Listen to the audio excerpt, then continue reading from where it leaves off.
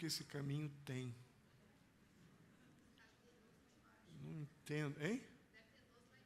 Só pode doce na porta, né? Porque eles chegam aqui, estão bem e tal. Aí chega aqui, dá um frenesi que...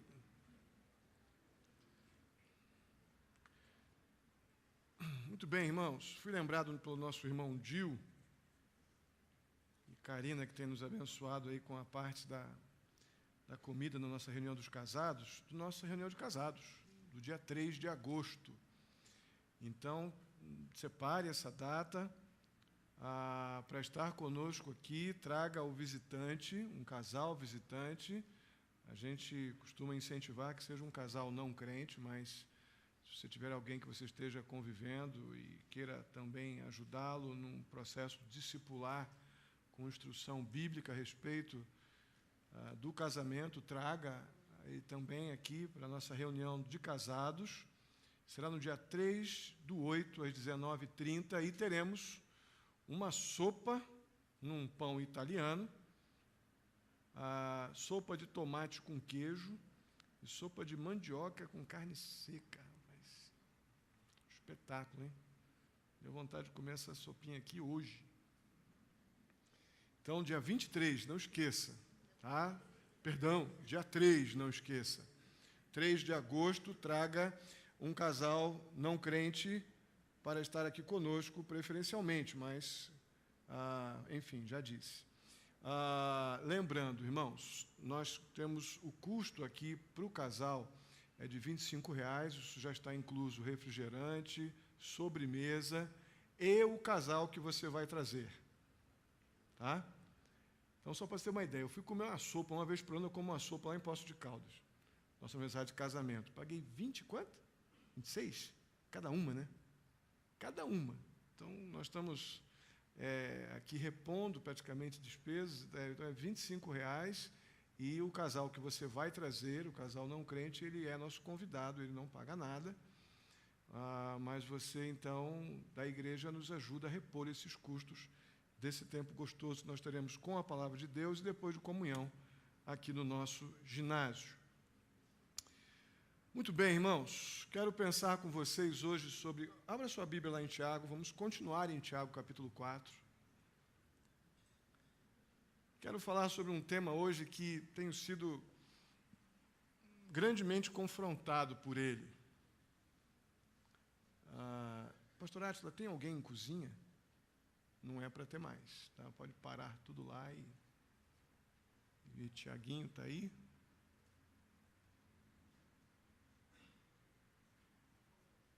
Tá.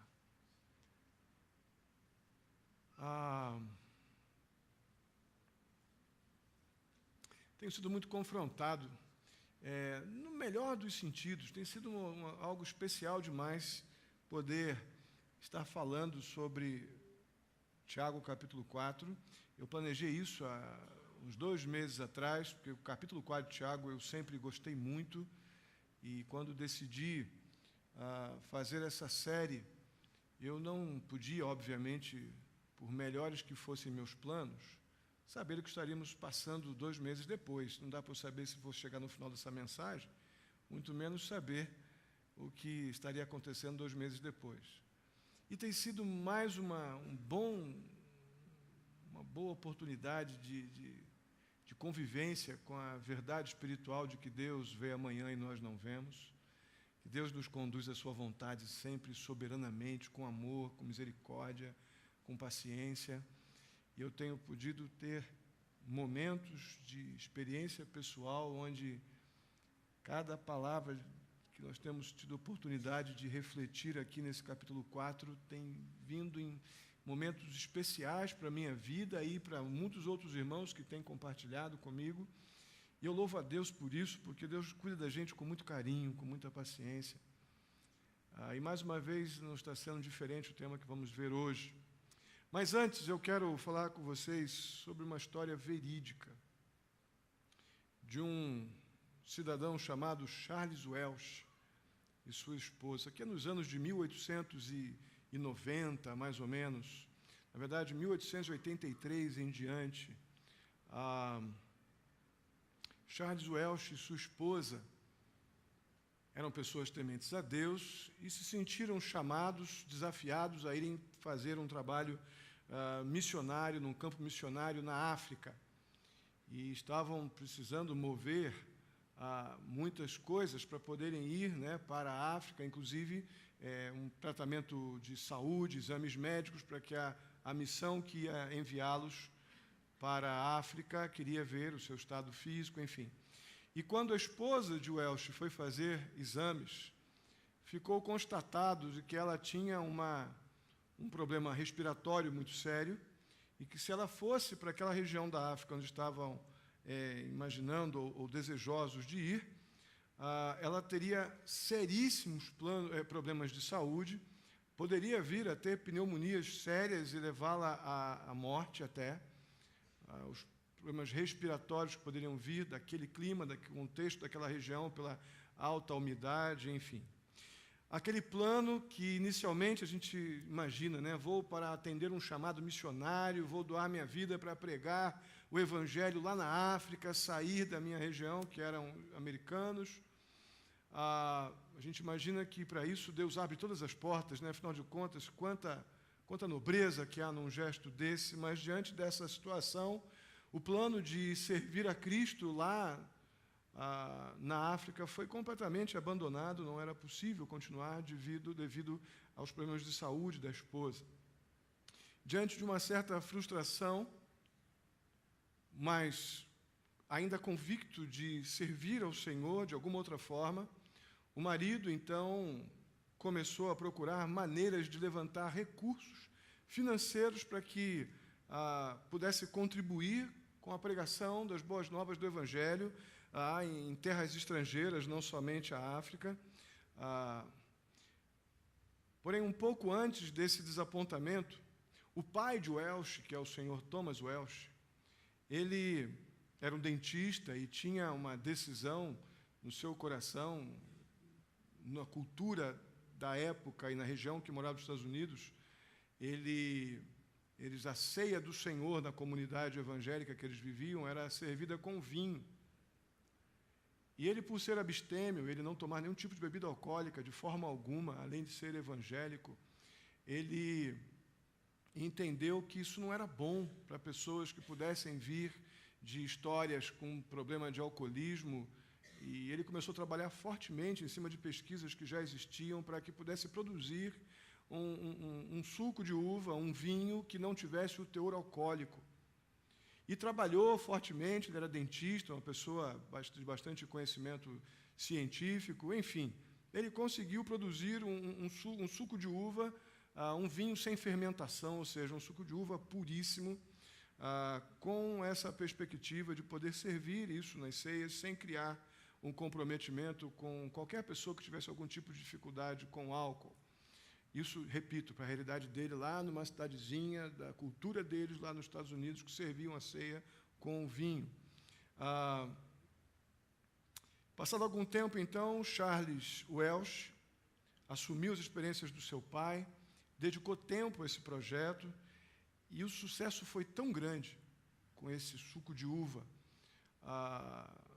esse vinho sem estar fermentado, que se tornou um suco de uva puríssimo, que ele conseguiu contribuir para milhares ou com milhares de dólares para missões estrangeiras a partir da venda do suco de uva Welsh. E ele conseguiu auxiliar diversos casais de missionários para pregarem o Evangelho pelo mundo, com aquilo que ele conseguiu produzir do trabalho do seu pai, e fruto de uma tremenda desilusão, planos, tanta coisa envolvida para irem para a África, e de repente se viram frustrados, e Deus mexe na história, porque Deus vê amanhã e nós não vemos. Ele conseguiu enviar muitos casais de missionários para outros países a fim de pregar o Evangelho com o seu trabalho, como resultado do seu empenho dentro da sua visão de pregação do Evangelho. Algo bastante parecido aconteceu com os primeiros missionários que levaram o Evangelho lá para a região da Bitínia, lá nos lados da Europa, perto da Espanha, lá nos dias do apóstolo Paulo.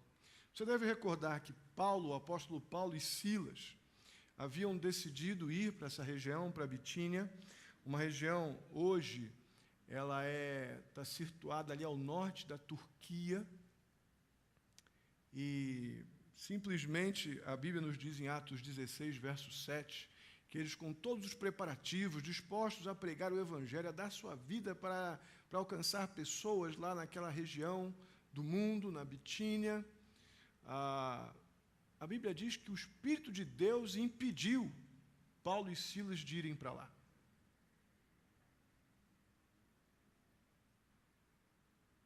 Eles iam pregar o Evangelho, fizeram todos os planos, toda a preparação para isso. Diz que o Espírito de Deus, o Espírito de Jesus, na verdade o texto diz, o Espírito de Jesus os impediu. Depois você vê em casa, Atos 16, verso 7.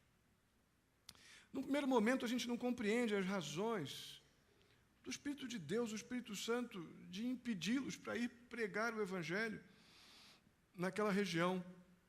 Mas quando a gente vê o que a Bíblia diz sobre a quantidade de pessoas que foram salvas na Macedônia com o trabalho de Paulo e Silas, eles iam para Bitínia, crendo que lá que tinham que pregar o Evangelho. Deus simplesmente impede eles de irem para lá, eles voltam para a região da Macedônia e pregam na Macedônia, e muita gente tem um encontro com Jesus pela pregação da palavra do Senhor que foi pregada ali. O coração do homem pode fazer planos, mas a resposta certa? Pois é, nós sabemos isso. Mas nós somos muito ruins quando a resposta certa de Deus não bate com a nossa. Nós somos péssimos. Reagimos, falamos, pensamos coisas que são incompatíveis com a primeira resposta que nós damos a esse questionamento, ou a este versículo bíblico que eu acabei de citar agora, por exemplo. A gente rapidamente concorda, não, a vontade é do Senhor e tal, mas não gostamos nada quando Deus não concorda com a nossa vontade. Na última década, isso é antigo, mas em particular, especialmente na última década, a expressão planejamento estratégico já bateu na porta, eu acho que eu disse, não todos, a maioria dos adultos que trabalham em alguma empresa bem estruturada, com alguma estrutura corporativa, é a palavra da década, da última década. Temos que ter um planejamento estratégico. Alguns gurus da administração chegam a dizer que sem planejamento estratégico simplesmente é impossível sobreviver nesta vida. Precisamos levantar aqui um questionamento. Até que ponto um super planejamento para a nossa vida, para as circunstâncias da nossa vida, para o nosso trabalho, pode ser prejudicial para a vida do crente, como o Tiago parece indicar no texto que nós vamos ler agora. Vamos lá. Versos 13 do capítulo 4 de Tiago, até o verso 17. Diz assim: ouçam agora vocês que dizem, hoje ou amanhã iremos para esta ou aquela cidade, passaremos ali, ou passaremos um ano ali, faremos negócios e ganharemos dinheiro. Vocês nem sabem o que lhes acontecerá amanhã. Que é a sua vida? Vocês são como a neblina que aparece por um pouco de tempo e depois se dissipa. Ao invés disso, deveriam dizer, se o Senhor quiser, viveremos e faremos isto ou aquilo. Agora, porém, vocês se vangloriam das suas pretensões. Toda vanglória como essa é maligna. Pensem nisto, pois. Quem sabe que deve fazer o bem e não faz, comete pecado. Vamos orar? Santo e amado Deus, mais uma vez eu te agradeço muito, ó Pai, por estarmos juntos aqui em Teu nome, por cada pessoa que nos visita, ó Pai, Eu te agradeço e peço em nome de Jesus, fala conosco mais uma vez. Ajuda-nos, ó Deus, a termos nossas convicções a respeito de planos reformulados ou reformuladas pela Tua Palavra. Ajuda-nos, ó Pai, a sermos muito melhores de planos quando sairmos daqui do que quando entramos. Eu te peço, em nome de Jesus. Amém.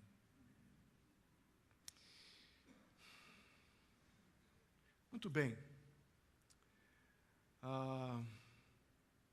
O verso 13 diz assim para a gente: ouçam agora vocês que dizem, hoje ou amanhã, iremos para esta ou aquela cidade, passaremos um ano ali, faremos negócio e ganharemos dinheiro. Meus irmãos, é exatamente nesse tom ou desse jeito que a maioria de nós fazemos planos. É desse jeitinho aqui. Aquilo que envolve trabalho, projetos, compra, venda. Normalmente nós fazemos desse jeito. Olha, vamos lá, vamos para aquela cidade, vamos para aquele lugar, vamos para aquela feira, e lá nós vamos vender, vamos comprar, vamos negociar e vamos ganhar dinheiro. Até aqui, tudo bem. Fazemos desse jeito. Onde é que está o problema, então? O pecado dessa história está em a gente tentar fazer prevalecer a nossa vontade quando a gente diz, vamos e vamos ganhar dinheiro. Eu trabalhei com venda há alguns anos, fui supervisor de uma empresa grande, e a gente tinha a equipe de vendedores e a gente não permitia que eles, no processo da apresentação do produto que vendíamos, eles tinham que ser afirmativos, eles tinham que ser impositivos, para que pudessem, quase que numa perspectiva meio psicológica, de fazer não deixar passar a ideia de que você já não está decidindo com a tua vontade que você vai conseguir vender e ganhar dinheiro de qualquer maneira. Mais ou menos como aquele comandante do Titanic, esse navio nem Deus afunda. Eu vou para lá e vou vender, e vou comprar, e vou ganhar dinheiro. Eu não vejo erro em você, a gente trabalhar, vender e comprar e ter os recursos para a vida da gente. O problema está que a gente tende a fazer planos de maneira que a nossa vontade prevaleça, de maneira que eu quero Deus nas coisas que eu faço, mas não quero que Deus me atrapalhe. Eu tomo decisões em relação aos meus planos, geralmente, indiferente à vontade de Deus. Você não vê aqui esses crentes até então. Tiago não está gostando muito da postura desses crentes. São aqueles judeus convertidos e eles eram donos do comércio daquela época na região que Tiago estava. A postura deles de uma independência, uma indiferença, apesar de dizer que amavam a Deus, que criam em Deus, criam em Jesus, mas essa postura indiferente à vontade de Deus nos seus planos, aquilo estava soando mal no ouvido de Tiago. E ele confronta essa turma fortemente. O problema do falar de Deus e querer a vontade de Deus, mas de uma forma muito mística e meramente religiosa. É isso que estava acontecendo nesse momento dessa turma aqui. E Tiago está, então, repreendendo não o desejo de trabalhar e ganhar, mas a imposição de que eles vão conseguir isso porque planejaram e disseram que vão.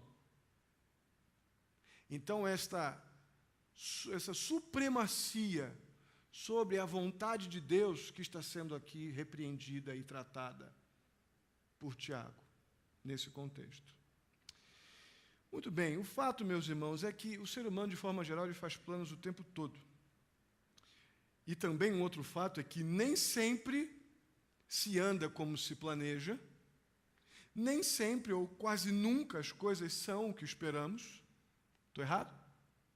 Apesar dos nossos planos, isso são verdades absolutas.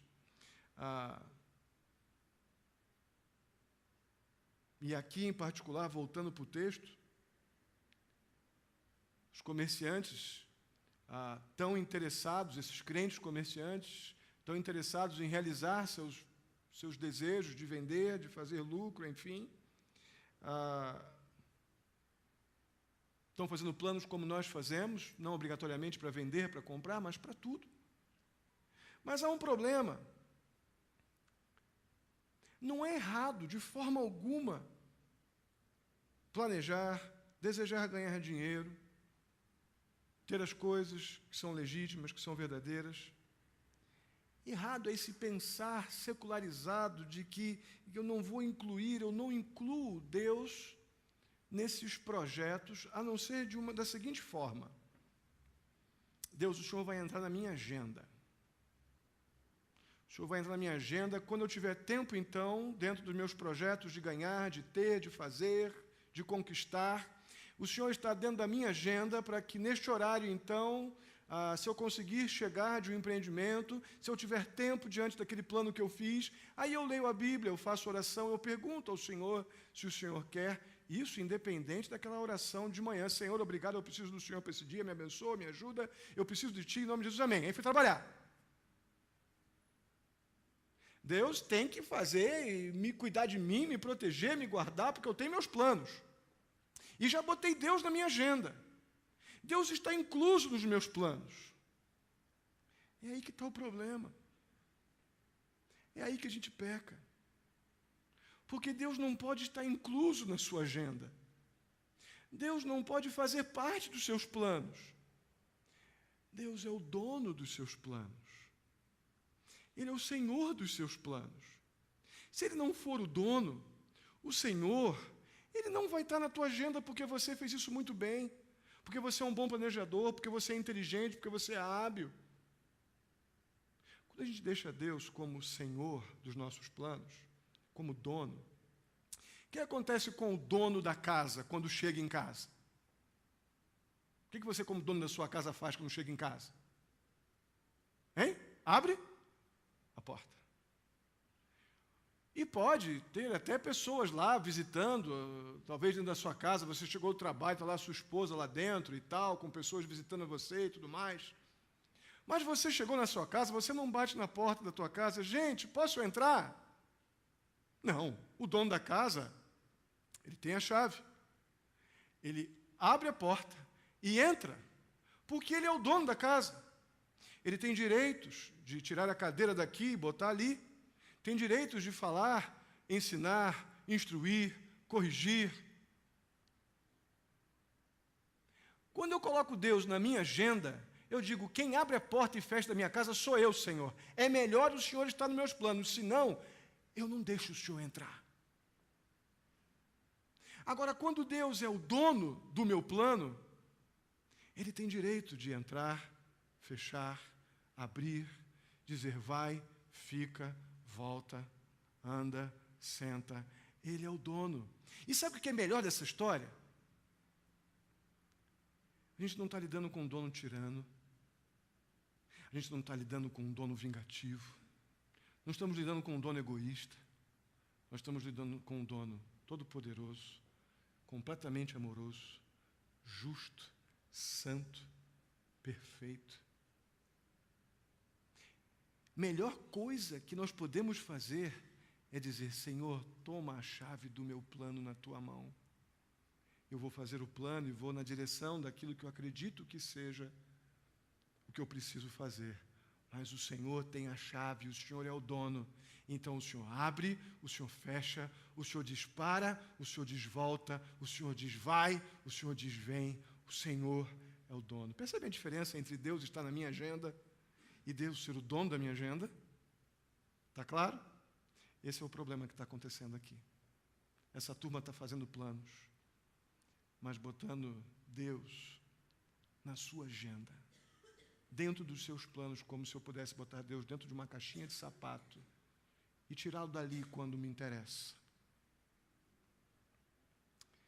Aí Tiago continua dizendo para aquela turma ali, para nós agora a palavra do Senhor: não se gabe do dia de amanhã, pois você não sabe o que este ou aquele dia poderá trazer.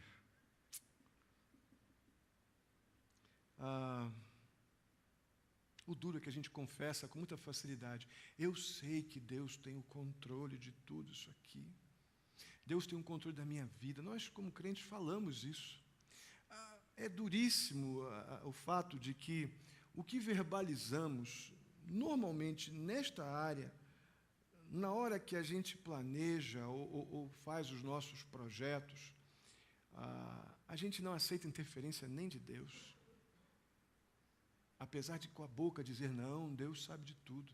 Você sabe o quanto você se ira quando as coisas não acontecem de acordo com o planejamento que você fez.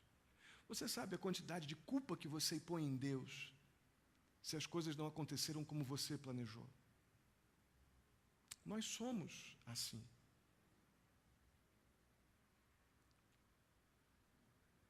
Tiago, então, ele dá uma forte pegada naquele grupo e diz para eles: o que é a vida de vocês? O que vocês são? Eu creio que Tiago tinha em mente algumas verdades aqui para fazer esse questionamento. A expectativa de vida no primeiro século para uma pessoa era de 25, 26 anos. Doenças, muitas delas não tinham ainda vacina. Alimentos, muitos apodreciam e causavam infecções devido à falta de geladeira. A expectativa de vida de um homem, de uma pessoa do primeiro século, era de 25 a 26 anos. Morria muita gente. Por isso Tiago está fazendo esse questionamento. O que vocês acham que vocês são? O que é a vida de vocês? Para estarem fazendo planos desse jeito, como se Deus fosse um ilustre convidado, mas nada mais do que isso. Um amuleto de sorte. O que vocês estão pensando da vida? Meus irmãos, o fato de uma pessoa viver pouco ou muito não diminui a nossa necessidade de ter uma absoluta dependência do Senhor, porque é Deus que absolutamente, soberanamente escolhe o dia do nosso nascimento, o dia da nossa morte, e não tem menor motivo para nos dar informações quando isso vai acontecer. Nós temos um texto que ajuda muito a gente a lembrar ou pensar nessa verdade. Deuteronômio 32, 39 diz assim: vejam agora que eu sou o único Senhor, eu mesmo, não há Deus além de mim. Faço morrer e faço viver, feri e curarei, e ninguém é capaz de livrar-se da minha mão. Ele é o dono da vida. Nós temos que, independente se vamos viver muito, vamos viver pouco, temos que ter um senso de dependência completo de Deus para tudo, inclusive nos nossos planos. O propósito da vida do crente, do salvo pelo Senhor Jesus, da pessoa que teve encontro com Cristo, com a sua palavra, não pode ser outro a não ser honrar a Deus com os seus planos. Mas nossos planos, a maioria do tempo dos nossos planos, a maioria dos propósitos, nós dizendo, dos nossos planos visa glória pessoal. E se Deus estiver perto, Ele pega um pouquinho dessa glória. Eu até digo que foi por causa de Deus, mas eu quero aplauso. Eu quero ser beijado como uma pessoa que conquista, que faz, que planeja, inteligente, hábil. O plano é meu. Deus foi um lustre participante dos meus planos. Aí depois a gente não sabe porque que Deus diz assim: para, a ordem da tua vida está errada. A ordem dos teus projetos está errada.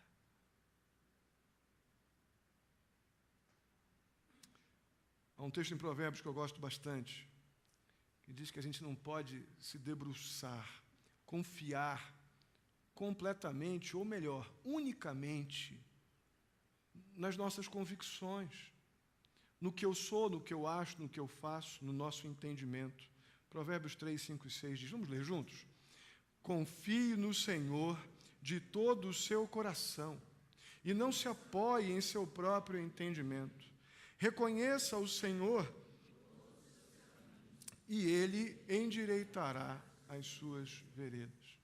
Ele arruma o teu caminho de novo. Talvez esse mudar ou endireitar as suas veredas, arrumar o seu caminho, seja um caminho totalmente diferente daquele que você tão inteligentemente planejou. Mas Ele é Deus, Ele tem a chave da porta, Ele é o dono. Então, se isso acontecer, ainda que seja diferente do que eu pensei, eu vou ter um enorme prazer quando Deus fecha e abre. Posso até não entender por um período, porque o pecador nessa história sou eu. Mas Deus logo me conduz à vontade dEle e eu percebo os propósitos das mudanças que Deus amorosa e pacientemente causou em minha vida.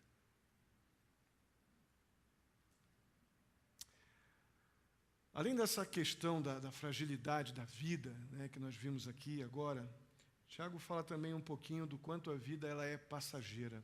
Não somente vive-se pouco, mas de repente a gente pode simplesmente não estar mais aí. O verso 14 fala um pouco disso. Vocês são como a neblina, que aparece por um pouco de tempo e depois se dissipa. Irmãos, eu fiquei pensando um bocado nesse texto essa semana, porque tivemos umas manhãs bem nubladas essa semana aí, né? De manhã cedinho, estava bem, quase não via ali a rua, tudo nublado. Fui lá para a obra esses dias cedo e chegou lá em cima, não via nada. Quanta neblina, e eu pensando, Jesus, daqui a pouco vem o sol e a gente nem vai lembrar mais dessa neblina, ela vai simplesmente sumir. Aí a tua palavra diz que eu sou como essa neblina, a minha vida, melhor dizendo, é como essa neblina. Daqui a pouco bate o sol e some. A vida está sendo comparada aqui nesse texto a um vapor. Algo que basta a realidade do sol aparecer e ela desaparece. A gente precisa entender que o que não conhecemos, o desconhecido que as pessoas temem tanto, o desconhecido amanhã, né? Para quem tem Jesus como Senhor dos seus planos, o dono, esse desconhecido amanhã está completamente nas mãos de Deus, o Todo-Poderoso. Somente Deus pode determinar com precisão amanhã, futuro, sem dúvidas, sem falhar. Quando eu faço planos decretando inclusive o resultado, eu estou sendo tolo. Estou gerando um tipo de expectativa que pode trazer grandes males para a alma, para a vontade, para o coração, para as emoções. Porque eu estou tentando me colocar no lugar de Deus e não sou. Fazer o plano é possível. Determinar o resultado é tolice. O problema é que a gente acredita que vamos conseguir não somente fazer o plano, mas como determinar o resultado. Mas o único que sabe tudo sobre amanhã é Deus, aquele que eu não dei a chave dos meus planos. Você está entendendo por que quando um plano não vai de encontro àquilo que planejei, a gente sofre mais do que precisa?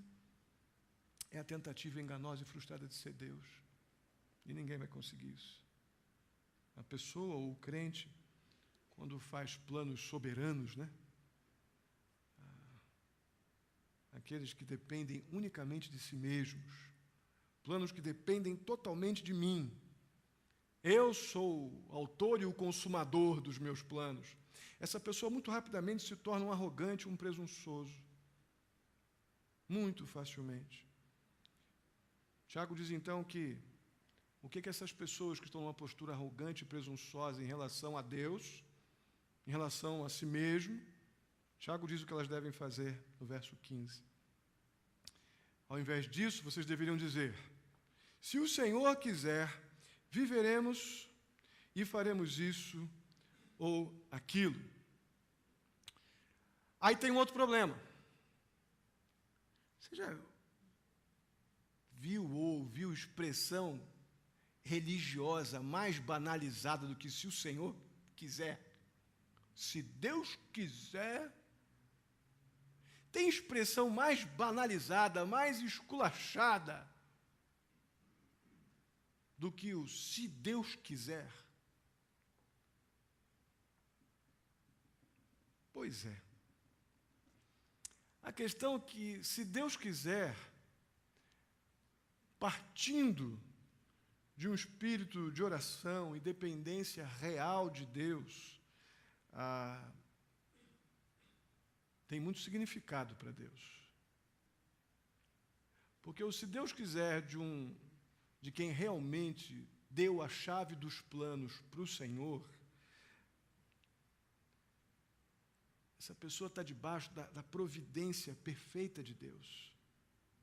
Que ainda que os meus planos perfeitos e bem feitos estejam diferentes dos planos de Deus, se Deus quiser dar o comando dos meus planos para o Senhor, e Ele vai usar os meus planos para que eu chegue nos planos dEle. Viu coisa mais bacana do que essa?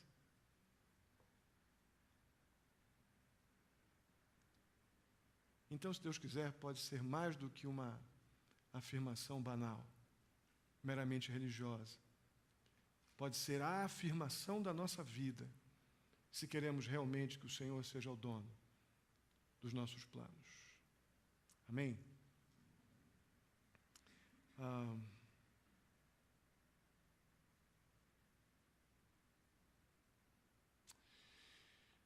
Existe a história de um casal de missionários, chamado, isso agora mais recente, em termos, 1934, lá no governo de Mao Tse-tung,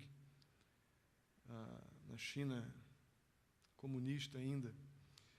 Esses missionários foram aprisionados pelas tropas, então, de Mao Tse-tung, lá no interior da China. Eles foram condenados por confessarem Jesus como Senhor e por pregarem as boas novas da salvação àquele povo.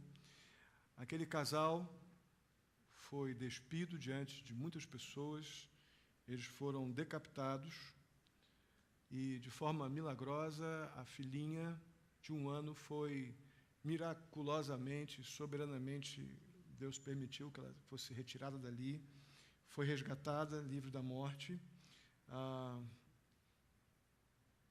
Não é possível, de forma alguma, enfrentar uma provação como essa e tantas outras provações que você ainda vai passar,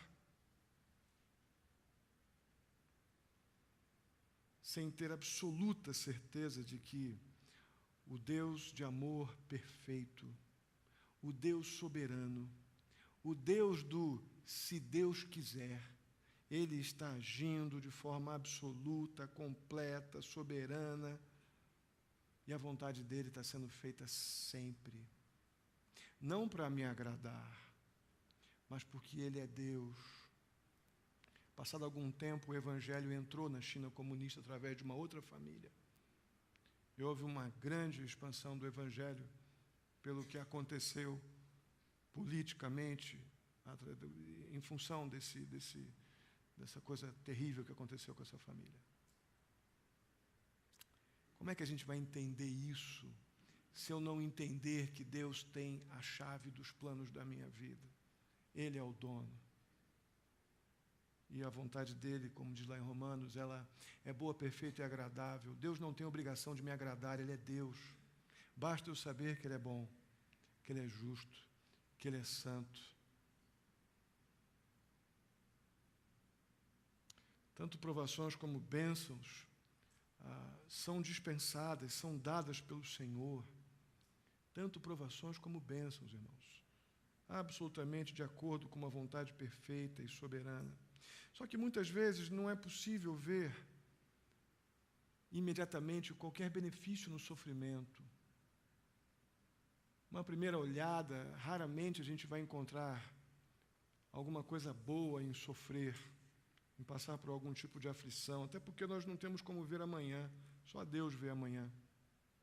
Mas há uma verdade maravilhosa para aquele que realmente que vive na fé no Senhor Jesus Cristo e na fé aplicada, fé experimental na sua palavra. Entendam bem isso. O benefício que a gente pode tirar dos sofrimentos, ou só pode tirar benefícios dos sofrimentos da vida, aquele que tem de fato uma fé e uma vivência experimental com a palavra do Senhor. Saber de cor, muito legal, mas se não funciona para você ou na tua vida, pouco vai adiantar você saber de cor. Ler a Bíblia ritualisticamente, penitencialmente, sem que seja experimentalmente, pouco vai adiantar. Vai ler uma revista mais interessante, que tenha gravura, que encoraja e ilustra, pelo menos temporariamente. Mas se você está disposto a um relacionamento de fé experimental com o Senhor e com sua palavra, você vai logo, logo perceber os motivos, talvez de com o sofrimento, as aflições que a vida impõe. E aí você vai poder confiadamente continuar apegado à verdade declarada lá em Romanos 8, verso 28. Você sabe de cor já, não sabe? Sabemos, vamos juntos, sabemos que Deus age em todas as coisas para o bem daqueles que o amam, daqueles que foram chamados segundo o seu propósito. Todas as coisas cooperam para o bem daqueles que são chamados segundo o seu propósito. Como tenho dito, todas as coisas incluem ser decapitado por Mao Tse Tung. Todas as coisas incluem fazer planos e mais planos de ir pregar o Evangelho na África, e por causa de uma doença não poder ir. E Deus mudar a história e você ir para outro lugar, fazer outra coisa e ter um alcance muito maior do que pensou. Todas as coisas incluem Paulo e Silas batalhando, trabalhando para irem para Bitínia para pregar lá o Evangelho, e nada mais, nada menos do que o Espírito de Jesus os impediu. E eles, meio sem saber o que fazer, foram para Macedônia, e ali tiveram um impacto tremendo pregando a obra de Cristo ali, o amor de Jesus.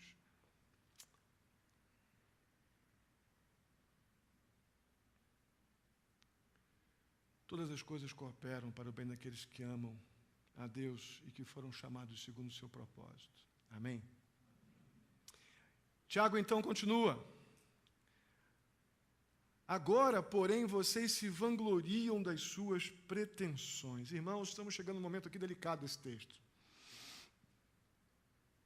Agora vocês se vangloriam das suas pretensões. Voltando a pegar no pé daquelas pessoas ali que estão diante dele, ou leitores dessa carta. Eu quero definir com vocês vanglória. Tem um monte de informações dessa expressão nos termos originais, mas na prática seria o seguinte: vanglória é a característica do homem que reivindica a glória daquilo que ele não possui e se gaba de feitos que ele não tem capacidade de fazer. Eu vou repetir. Vanglória é a característica da pessoa que reivindica algum tipo de glória daquilo que ele não tem, mas normalmente diz que tem. E se gaba de feitos que ele não fez e não tem capacidade para fazer. Você conhece alguém assim? Dá para contar nessa mão?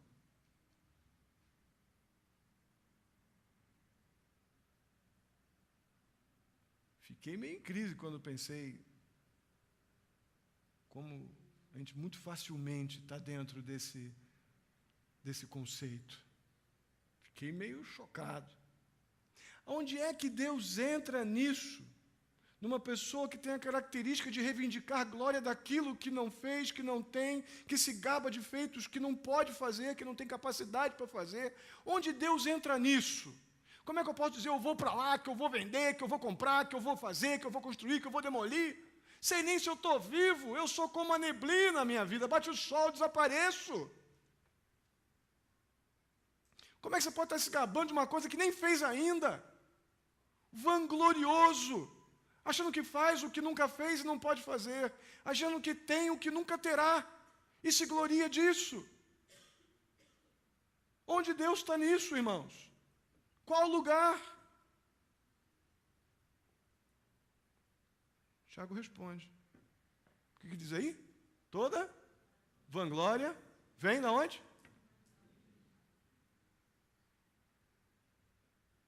Apertado, hein? Essa postura vem do diabo. A gente tem que mudar esse negócio. Bem no popularzão, vanglória está muito ligada àquela ideia do orgulho arrogante, né? Presunçoso. Leva realmente a pessoa a acreditar na autossuficiência. Isso gera, irmãos, esse sentimento de vanglória, essa presunção. E às vezes pessoas muito capazes. Normalmente é por pessoas muito capazes que caem nessa armadilha. De achar que são mais hábeis do que Deus. Isso gera uma confiança demasiada no seu próprio esforço. Você passa a confiar mais no que você pode fazer do que no que Deus pode fazer em você. Está percebendo o problemão disso? Eu me acho tão bom que eu confio mais em mim no que Deus pode fazer através de mim.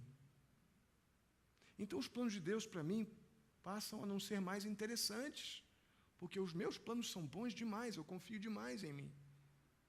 E Deus vai ficando numa posição que Ele nunca ficará. Isso tira totalmente Deus do seu lugar.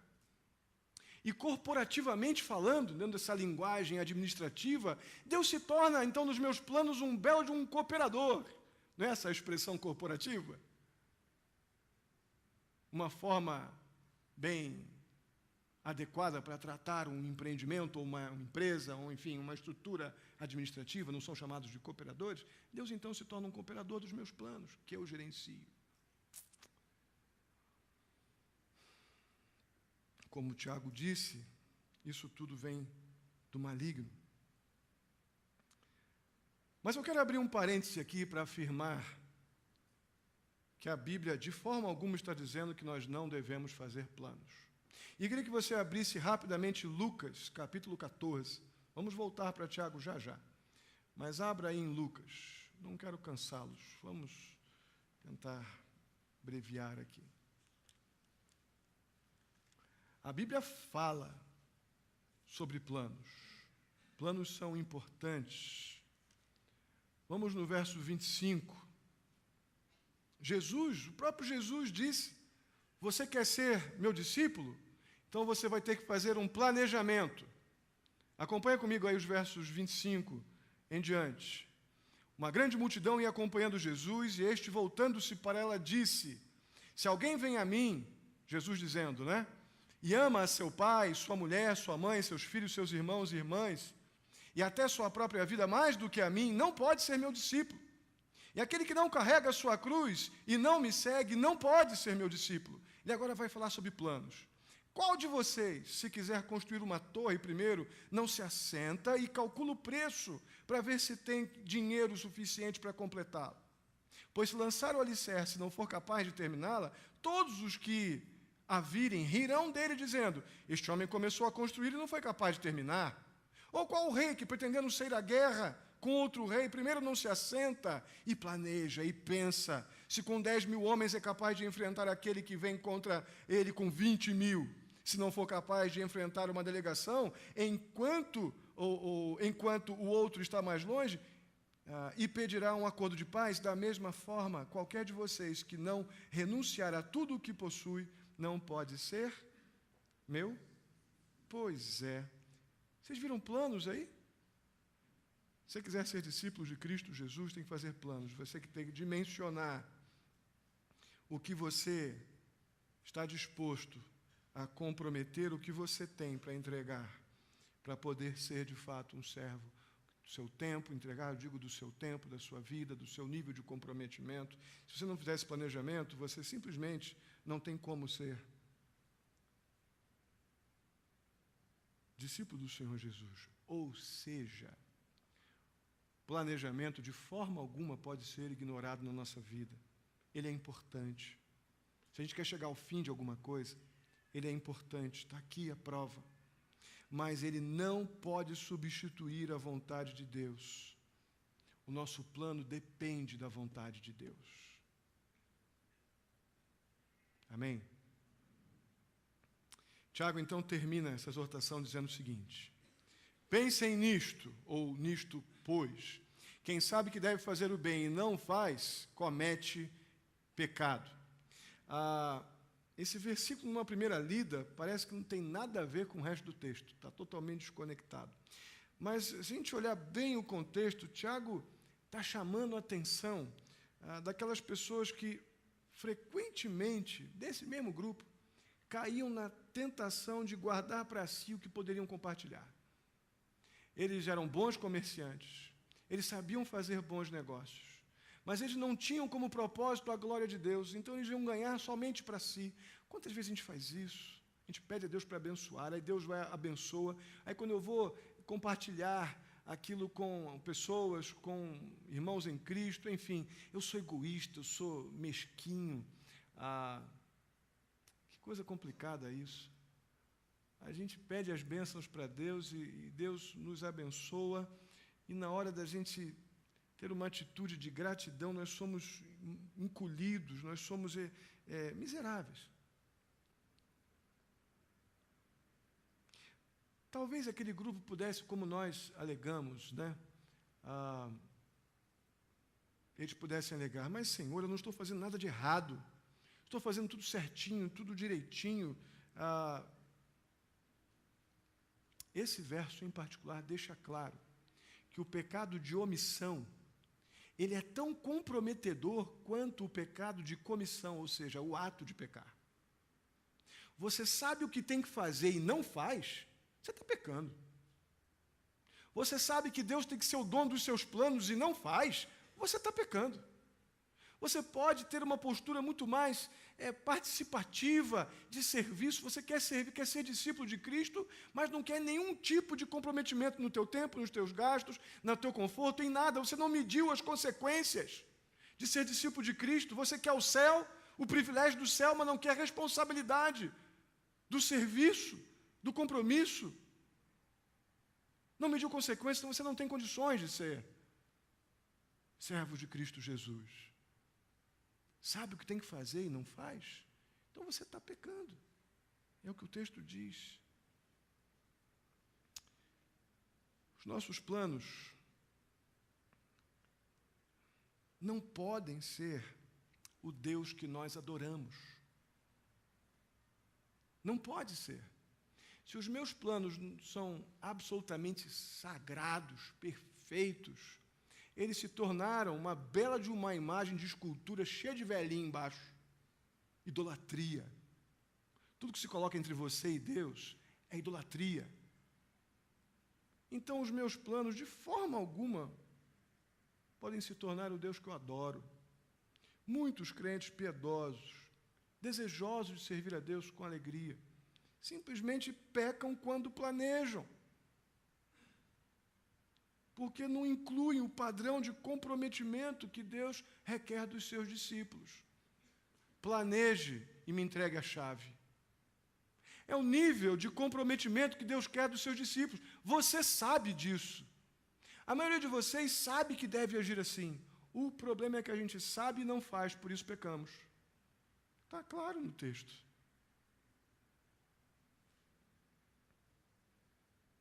Eu entendo, quem me conhece um pouco mais de perto sabe como eu valorizo o planejamento. Mas o meu planejamento não pode ser maior do que meu Deus. Ele é dono do meu planejamento para dizer: para tudo. Nós precisamos aprender a planejar de maneira que Deus seja o absolutamente honrado com os nossos planos, que Ele tenha autossuficiência e tenha controle de tudo, para poder dizer: agora com os teus planos você vai até aqui, mas Senhor, eu tenho ainda mais 70% dos meus planos para continuar. Não, agora eu vou fazer o teu plano, me interessava que você chegasse nele até aqui, para você aprender o que me interessava que você aprendesse. Agora, o meu plano é para lá. Agora vai para onde eu estou mandando. Os planos não são meus, são meus apenas na confecção. A autoria soberana é do meu Deus. Então eu vou para onde Ele mandar e sem reclamar. Porque Ele é Deus, Senhor, e eu sou o servo. Um planejamento que inclua aquilo que Deus já tem, aquilo que eu conheço da vontade de Deus, é realmente o que eu acredito que Deus espera de nós. Então, meu querido irmão, planeje, seja zeloso, seja cuidadoso, mas deixe a chave nas mãos do Senhor, para que a gente possa, ao final, dizer: Senhor, o meu coração, ele pode fazer planos, mas a resposta que me interessa, ela vem do Senhor. Amém?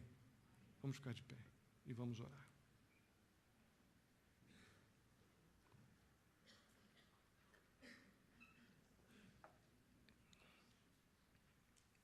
Santo e amado Deus, mais uma vez te glorificamos, te honramos pela tua maravilhosa graça,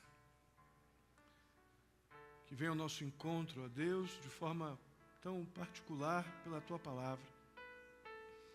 Tantos desafios, ó Deus, nós temos por vencer, projetos, desejos, planos. E não estamos impedidos pela tua palavra de fazê-los. Mas estamos impedidos, ó Pai, de nos tornar Deus dos nossos planos. Porque isso é pecado contra ti.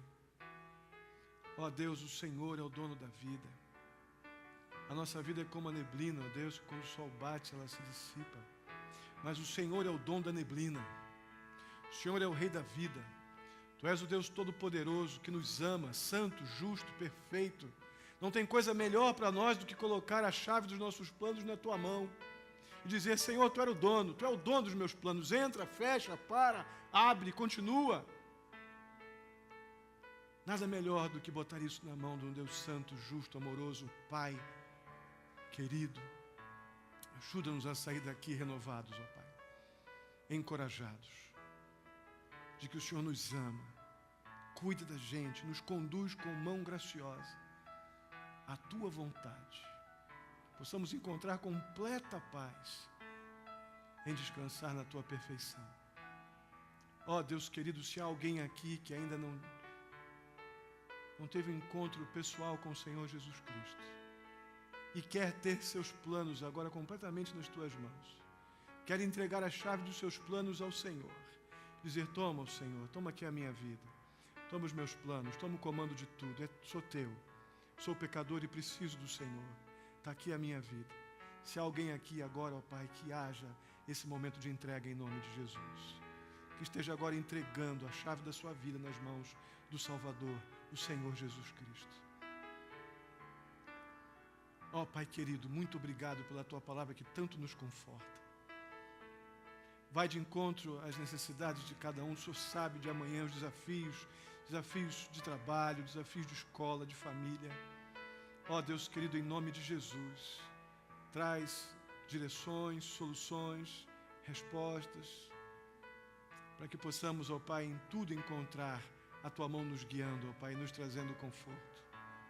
Restaura-nos, ó Deus, nos ensina, Pai, a viver do jeito que te agrada. Muito obrigado, ó Deus Santo, pelos dízimos, pelas ofertas. Continua abençoando, ó Deus, aqueles que de forma obediente têm trazido os seus dízimos e ofertas à tua casa.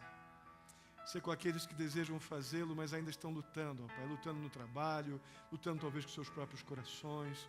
Ó Deus querido, capacita-os a obedecer tanto nisto quanto em todas as outras áreas da nossa vida cristã.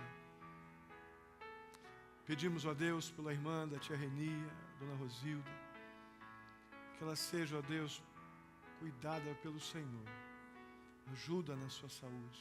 Recupera a tua filhinha, se essa for a tua vontade. Consola a dona Reni também, que ela encontre consolo em colocar em tuas mãos, ó Deus, essa necessidade da sua irmã. Pedimos também lá pela minha sogra, ó Pai. Cuida dela. Ajuda ela a ter consolo, conforto nesses momentos de dificuldade de saúde, que ela tenha o Senhor na sua mente de forma bem intensa e a paz do Senhor Jesus por esses momentos da sua vida. Leva-nos em paz, ó Deus querido, debaixo da Tua graça. Nos ajuda, ó Deus, a Te honrar com tudo que fazemos, falamos e pensamos, ó Pai. Assim eu te peço, pedindo Tua bênção para a EBF, ó Deus. Ó Pai querido, em nome de Jesus, põe essas crianças da comunidade aqui dentro, Senhor. Que possamos, ó Pai, apresentar as boas novas do Evangelho para essas crianças, para os pais dessas crianças. Ajuda-nos a ter zelo total, cuidado com tudo que vamos preparar para poder receber essas crianças aqui. Muito obrigado, eu te agradeço e te peço, no nome de Jesus.